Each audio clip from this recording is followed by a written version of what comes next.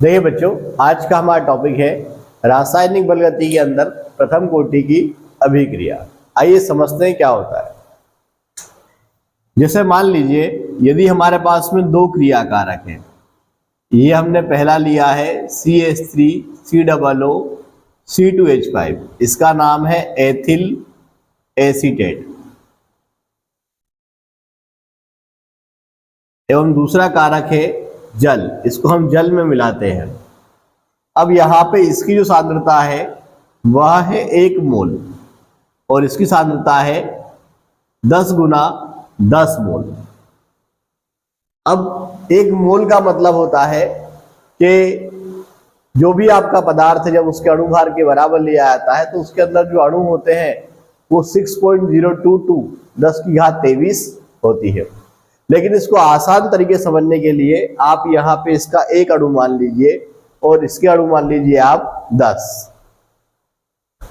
अब आप देखिए इसके अंदर, तो इसके अंदर इसका एक अणु है, तो सीधी सी बात है कि इसके अंदर CH3 COO का एक ऋण भाग है और C2H5 का एक धन भाग है। जबकि जल के आपके 10 अणु हैं तो इसमें 10 H धनायन है और 10 OH ऋणायन है। अब जब इनकी आपस में हम क्रिया करवाते हैं तो आप देखिए इसका एक ऋण भाग H एक धन के H से रिएक्शन करता है, तो हमारा बन जाता है आपका CH3 COOH, इसका एक अणु बन गया हमारा। ऐसे ही इसका एक धन OH के ऋण भाग से क्रिया करता है, तो यहां हमारा ये 9 बचता है और ये बन जाता है हमारा C2H5OH। अब हम यहाँ पे देख रहे हैं कि हमारा एक कारक जो है जिसकी मात्रा बहुत कम थी वो खत्म हो गया है, लेकिन एक कारक हमारे पास में रखा हुआ है। तो आप देखते हैं कि जब एक कारक खत्म हो जाएगा तो जब इससे क्रिया नहीं कर पाएगा तो आपका ये उत्पाद बनना संभव नहीं है। मतलब यहाँ पे आपकी अभिक्रिया क्या हो जाएगी, रुक जाएगी। अगर आपका ये कारक थोड़ी और मात्रा में अधिक होता तो ये आपका उत्पाद और बन जाता। तो आप देखिए जब ऐसी अभिक्रिया होती है जिसके अंदर एक कारक की मात्रा बहुत कम और एक की मात्रा बहुत ज्यादा होती है, तो आपकी जो अभिक्रिया की दर है वो इस एक कारक की सांद्रता पर निर्भर करती है। तो प्रथम कोटि की अभिक्रिया क्या होती है, वह रासायनिक अभिक्रिया, वह रासायनिक अभिक्रिया जिसमें उत्पाद का बनना किसी एक क्रिया कारक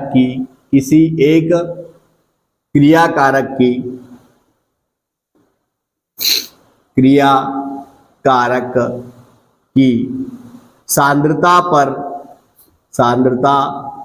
पर निर्भर करता है, वह आपकी प्रथम कोटि की अभिक्रिया कहलाती है।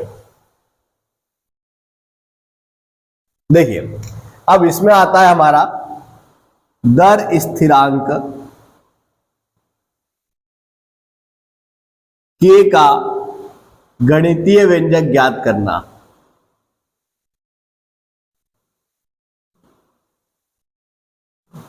देखिए कैसे याद करेंगे।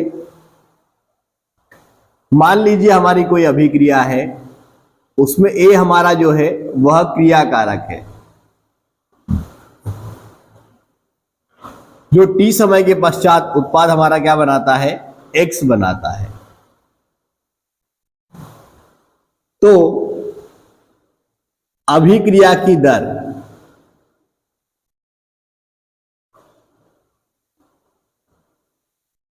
किस नियमानुसार, द्रव्यानुपाती क्रिया के नियमानुसार। यह नियम कक्षा 11वीं में था आपका।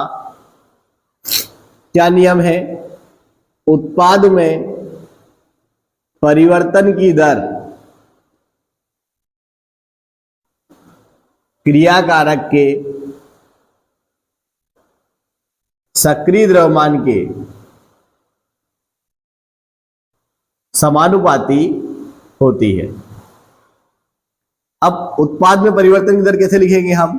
तो उत्पाद हमारा x दर होती है समय के सापेक्ष, परिवर्तन मतलब हमारा होता है डेल। तो ये हो गया हमारा dx अपॉन dt समानुपाती। अब क्रिया कारक हमारा a था, उसमें से x तो उत्पाद बन गया है, तो सक्रिय द्रव्यमान क्या बचा है हमारे पास में? a minus x। हम समानुपाती हटाएंगे, क्या लग जाएगा? स्थिरांक के a माइनस एक्स। के हमारा यहां पे है दर स्थिरांक।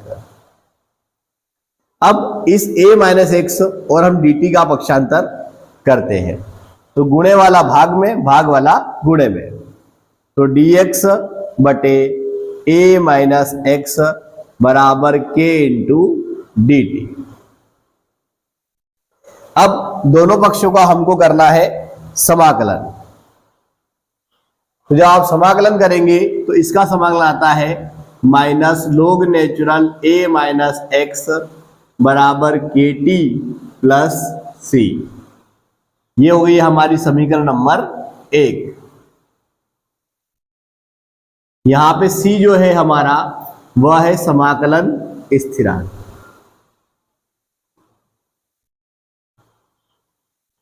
अब हम पहले इस c के मान की गणना करते हैं।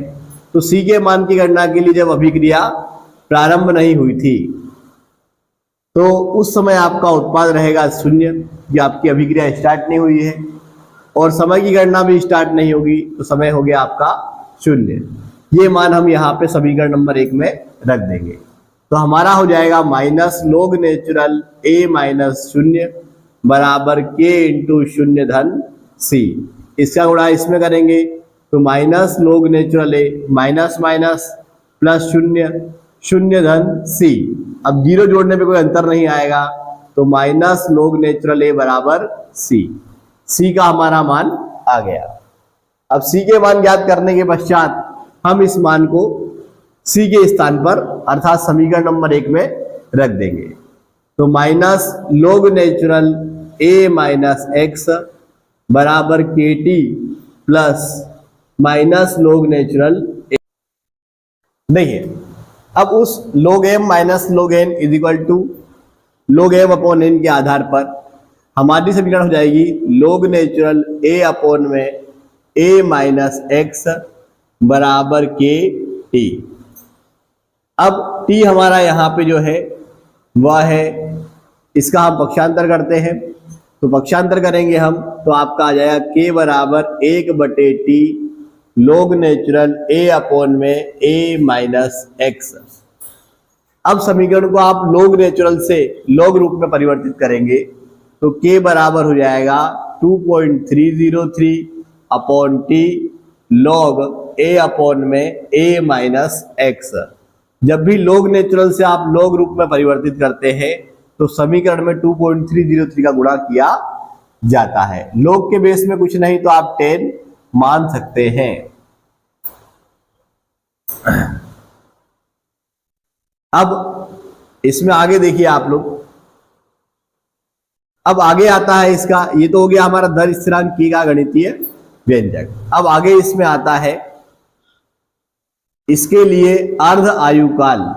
अर्ध आयुकाल, तो अर्ध आयुकाल क्या होता है? किसी भी अभिक्रिया का अर्ध मतलब होता है आधा, आयु मतलब उसकी समय। तो किसी अभिक्रिया का आधा समय होता है जब आपका उत्पाद आधा बन जाता है। अगर आपका उत्पाद आधा बन जाएगा तो क्रिया कारक अपने आप आपका आधा घटकर रह जाएगा, और समय हमारा हो जाएगा t1/2। ये भी हमारा आधा हो गया।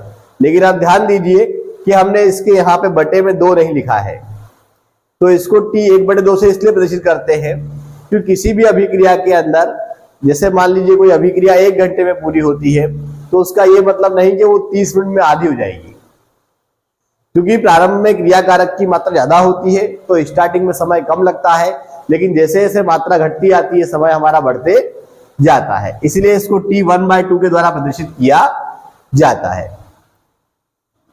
अब आगे हम समझते हैं इसके अंदर इसका अर्धायुकाल। तो k बराबर हो गया हमारा 2.303। अर्धायुकाल पे समय आपका t 1/2 हो जाएगा। लॉग a, अब a माइनस x, x के स्थान पे आप चाहें तो x/2 जो कि बराबर है a/2 के, तो हम यहाँ पे a/2 रखेंगे।